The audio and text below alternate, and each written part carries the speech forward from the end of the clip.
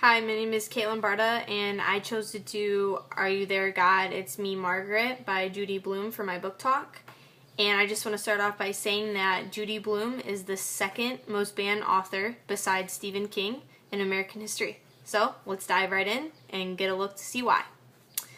So the main character is Margaret Simon, who moves to New Jersey with her family and gets off on the right foot by meeting Nancy Wheeler, who is her neighbor and classmate.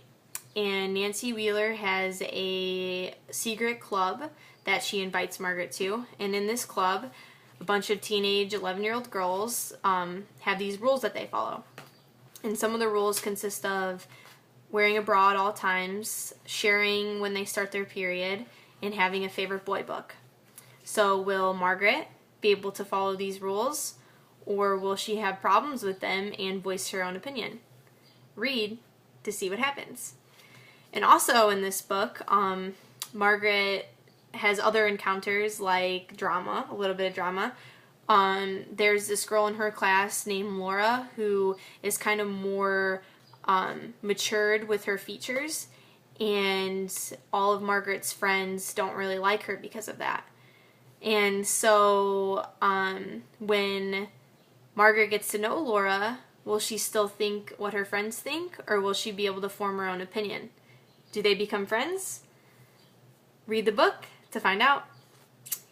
And another problem that Margaret encounters is when she is at a party and there are boys there, kind of her first encounter with boys. And so they get this idea to play this game, 2 minutes in the closet. So let's look inside the book and see what happens. I stood up, knowing I'd never be able to make it across the recreation room to the bathroom, where Philip Leroy was waiting to kiss me. I saw Janny, Gretchen, and Nancy smiling at me, but I couldn't smile back. I don't know how I got to the bathroom. All I know is I stepped in and Philip shut the door. It was hard to see anything. "Hi, Margaret," he said. "Hi, Philip," I whispered. Then I started to giggle. "I can't kiss you if you don't stop laughing," he said. "Why not?" "Because your mouth is open when you laugh." "You're going to kiss me on the mouth? You know a better place?" I stopped laughing. I wished I could remember what Nancy said that day she showed me how to kiss her pillow. "Stand still, Margaret," Philip told me. I stood still. He put his hands on my shoulders and leaned close. Then he kissed me. A really fast kiss. Not the kind you see in movies where the boy and the girl cling together for a long time. While I was thinking about it, Philip kissed me again. Then he opened the bathroom door and walked back to his place. "Call a number, Margaret," Norman said. "Hurry up." So this is just an example of them playing this game and kind of Margaret's first encounter with a boy and kissing a boy. And another issue that Margaret comes across throughout the story is dealing with religion. And her mom is Christian, grew up Christian, and her dad grew up Jewish. And in order to get married, they now aren't any religion. They don't call themselves any religion. And so when Margaret explains this to her friends are kind of like shocked by it. And they're like, "You're not any religion?" And Margaret starts to question this and to question if she's normal. And she wants to experiment with religions. And so a part of one of the projects she does for school is to go to each church and see which one fits her the best. So will Margaret find a religion that suits her? Read the book to find out. And the religion is what is a huge controversy about this book, and another issue is the sexual content that is involved in this book. And so now I'm going to talk to you a little bit about where this book has been banned, and a little bit about that, and then a little bit about what I've found from the articles and what I think about this book being banned or censored. And so this book was completely removed from an elementary school in Gilbert, Arizona in 1980. And it was also challenged in Wisconsin school systems for being sexually offensive. And so now I'm going to read to you, pull out some things that I found to be a little bit sexually offensive. So I kind of made the connections here. See, I turn off all the lights, and the boys line up on one side and the girls line up on the other. And then when I yell go, the boys run to the girls' side and try to guess who's who by the way they feel. So this, kind of a red flag for me. The whole touching issue, especially in this generation, I could see why parents wouldn't want children to get the wrong idea or to play this game that they're talking about. And touching is just kind of like a no-no, especially in this generation. So I kind of thought that was a little bit much.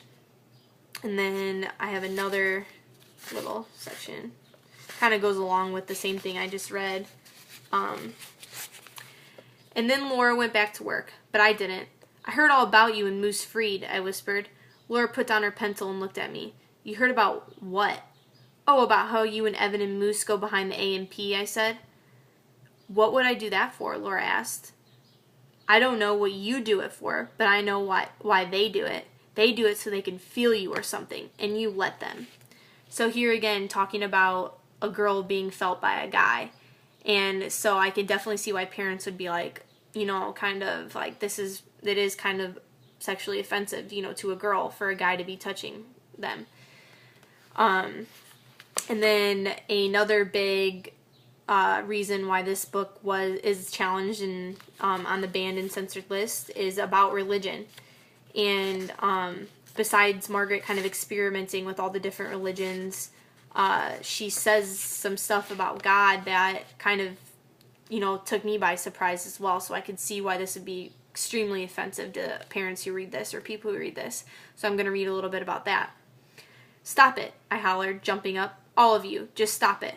I can't stand another minute of listening to you. Who needs religion? Who? Not me. I don't need it. I don't even need God. I ran out of the den and up to my room. I heard my mother say, why did you even have to start? Now you've ruined everything. I was going to talk to God again. I was never going to talk to God again.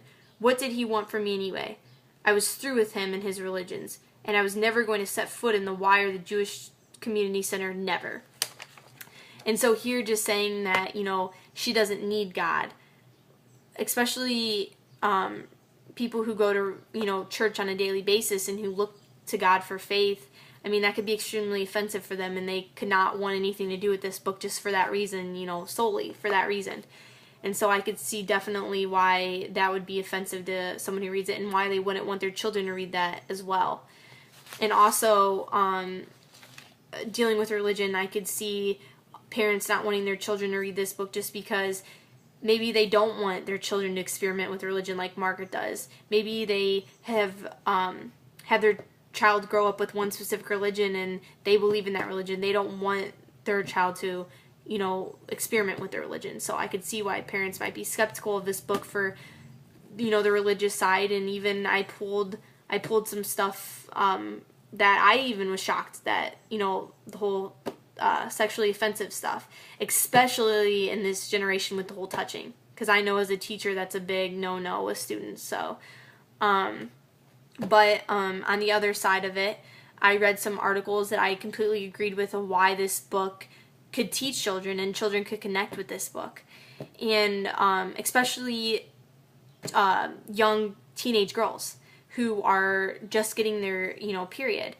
And a big point I want to make in this book is that Margaret looks to God for answers. She talks to God, especially about feeling normal. That's a big theme in this book. She asks God, am I normal? I'm not growing like my friends, because she compares herself to her friends. So what if a child who's reading this book, what if they look to Margaret to connect to? They don't go to God, but they're like, oh, after reading this book, I connected with this character, Margaret, and she doesn't, she took a while to start her period too. Like, I am normal. And for me, that's the best part of literature, is being able to connect to the characters. And so if a child can, not feel alone because of this and feel normal, then why not let them read it? Especially because they're going to have to deal with, boys eventually, especially young teenage girls. This is the perfect time to introduce them to this book. They're going to deal with guys.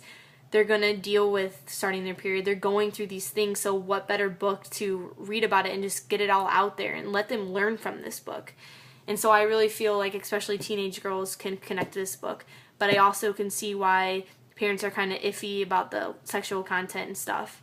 So I can see both sides, but I think it's a great book, especially for teenage girls. So read Judy Blume's Are You There, God? It's Me, Margaret. Thank you.